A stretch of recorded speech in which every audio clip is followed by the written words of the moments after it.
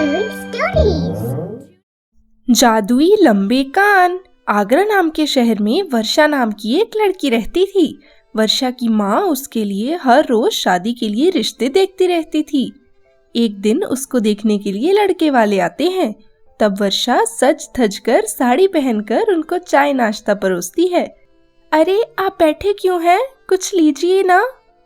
हाँ कुछ लीजिए ना बहन जी। अरे इस लड़की के कान तो बिल्कुल पीके की तरह हैं, बड़े बड़े। मम्मी मेरी शादी इससे होगी क्या? ये तो एलियन लग रही है। अरे बेटा ये तू क्या बात कर रहा है? इसके कान इतने लंबे हैं मेरी तो नजर ही नहीं गई। माफ करना संगीता बहन, लेकिन मैं तुम्हारी बेटी को अपने घर की बहू नहीं बना सकती। इसके कान तो देखो बिल्कुल एलियन जैसे हैं। क्यों ऐसा क्या कर दिया मेरी बेटी ने?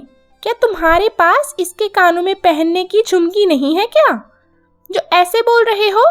मुझे भी तुम जैसे लोगों के साथ अपनी बेटी की शादी नहीं करनी, जिसे मेरी बेटी के कानों से नफरत हो। चलो निकलो। और समोसा चटनी ऐसे है खाई जा रहे हो तुम माँ बेटे। संगीता माँ और बेटे को भगा देती है और वर्षा का ये रिश्ता भी होते होते टूट जाता है, इसलिए वो रोने लगती है। लगता है मेरे लंबे कानों की वजह से हर कोई मेरा मजाक उड़ा रहा है। पहले जब मैं छोटी थी तो स्कूल में, अब बड़ी हुई तो लड़के वाले। लगता है माँ अब तो मेरी शादी भी नहीं होगी। बेटा तेरे कान ही तो लंबे हैं, तू अपने पति से इतनी लंबी थोड़ी हो जाएगी कि वो तुझे अपनाएगा ही नहीं। चिंता मत कर, मैं तेरी शादी अच्छे और बढ़िया पैसे वाले घर में करवाऊंगी और तू बहुत खुश रहेगी अपने ससुराल में। संगीता अपनी बेटी को दिलासा देकर अपने गले लगा लेती है। वहीं कुछ दिन बाद वर्षा के लिए एक और रिश्ता आता है। वो वर्षा को देखने के लिए उसके घर आते हैं। जतिन ने वर्षा को देखकर शादी के लिए हाँ कर दी। वही थोड़े दिन बाद जतिन से उसकी शादी हो जाती है। संगीता ने अपनी बेटी को दहेज में बहुत कुछ दिया। जतिन के घर वालों ने दहेज देखकर ही शादी की थी, लेकिन वर्षा ससुराल में शादी के बाद अपने सर पर पल्लू नहीं रख पाती है। हे भगवान, बार बार मेरा पल्लू लंबे कानों की वजह से सरक रहा है।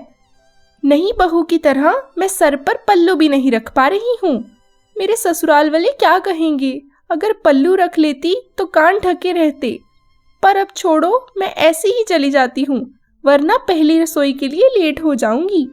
बिना पल्लू के वर्षा रसोई में जाकर खाना बनाकर टेबल पर सबके लिए परोसती है।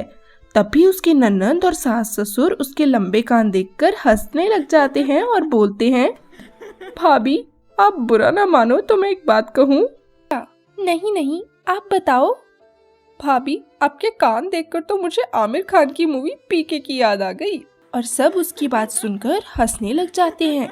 माँ तुमने ये लंबे कानों वाली लड़की देखी नहीं थी? तुमने हमारे इतने सुंदर भैया की शादी इससे करवा दी। चिंता मत कर बेटा, तेरी भाभी को फ्री में नहीं लाई हूँ। उसकी माँ ने पूरे 7 तोले सोना और नगद 10 लाख रुपए दिए हैं, तभी तो इतने लंबे कान वाली बहू लानी पड़ी। अरे बहू, खाना ठंडा हो जाएगा, उसे पहले परोस दो। जी पापा जी। तभी वर्षा सब लोगों को खाना परोस देती है। उसके बाद ससुर उसको शगुन में पैसे देते हैं और फिर सब अपने अपने काम पर चले जाते हैं। वर्षा छत पर कपड़े सुखा रही होती है। तभी पड़ोसन उसे देखकर कहती है, अरे मैंने सोचा था कि ये मोहिनी अपने बेटे के लिए सुंदर सी बहू लाएगी, मगर ये तो पीके बहू ले आई। बहू तेरा नाम क्या है? आंटी जी नमस्ते, मेरा नाम वर्षा है। बहू मुझे किसी का नाम याद नहीं रहता, मैं तो तुझे लंबे कान वाली बहू कहकर बुलाया करूंगी। तभी वर्षा छत पर से रोती हुई नीचे आ जाती है। तभी उसे दोनों ननंद मिल जाती हैं और वर्षा का मजाक उड़ा देती हैं। बाकी कसर सास पूरी कर देती है। तभी वर्षा अपने कमरे में जाकर बोलती है, हे भगवान, आपने मेरे साथ ही ऐसा क्यों किया? आपने इतने लंबे कान क्यों दिए मुझे? इससे अच्छा तो मुझे कान ही नहीं देते। हर कोई मेरा मजाक उड़ाता है। काश मेरे कान जादुई होते, सब मुझे अपना लेते, कोई मेरा मजाक नहीं उड़ाता। वर्षा के कहते ही उसके कान जोरों से हिलने लग जाते हैं और जमीन से निकलकर एक रोशनी उसके कानों पर पड़ती है। तभी उसके कान जादुई कान बन जाते हैं और उसके कान से सोने के सिक्के निकलते हैं। अरे अरे, मेरे कान इतने हिल क्यों रहे हैं? अरे, इतने सोने के सिक्के कहाँ से आए? उसकी बात का उत्तर देने के लिए लक्ष्मी माँ प्रकट होती है।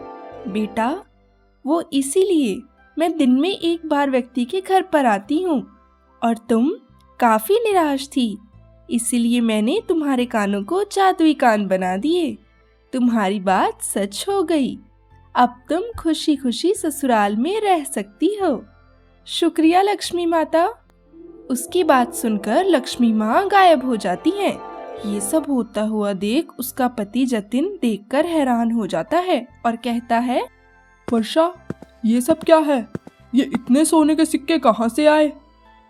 जतिन जी, मैं बहुत परेशान होकर अपने आप को कोस रही थी। मैंने खुद को बोला कि मेरे कान जादुई बन जाएं। उसी वक्त मेरे कान जादुई बन गए। लक्ष्मी माँ ने बोला कि मैं दिन में किसी एक के घर पर जाती हूँ और तुम परेशान थी तो मैं तुम्हारे पास आ गई। बस उन्हीं की शक्ति के कारण मेरे कान जादुई हो गए। ये तो बहुत अच्छी बात है। अब तुम्हारा कोई मजाक नहीं बनाएगा। तुम्हें बुरा मानने की कोई जरूरत नहीं है। जो तुम्हारी कमी थी वही तुम्हारी जरूरत बन गई है।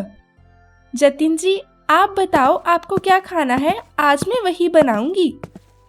पीछे से उसकी ननद कहती है, भाभी, आज आप भैया की पसंद पूछ रही हो। मेरी पसंद जान लो। आज मुझे डोसा खाना है और छोटी को बर्गर खाना है और माँ पापा जी को दाल मखनी बना दो। ये सब जल्दी बना दो, सबको बहुत भूख लगी है।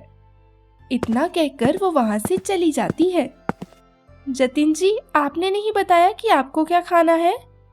वर्षा, जो आपको पसंद है वो अपने लिए बना लेना, मैं भी वही खा लूंगा। जी, जैसी आपकी मर्जी। वर्षा किचन में खाना बनाने चली जाती है। फिर सोचती है कि मुझे ये सब खाना बनाने में बहुत देर लग जाएगी और उन सभी को बहुत भूख लग रही है। हे मेरे जादुई कान, सबकी पसंदीदा खाना बना दो।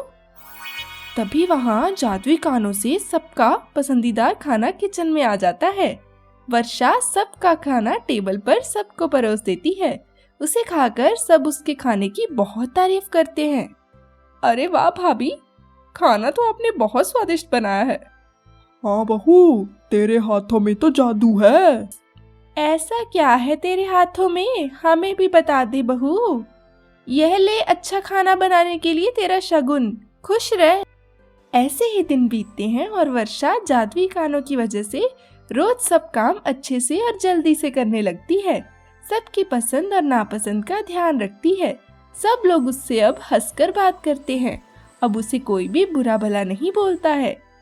ऐसे ही वह अपने जादुई कानों से गरीब लोगों की पैसे में और खाने में मदद करती है और सब लोग खुशी खुशी रहते हैं।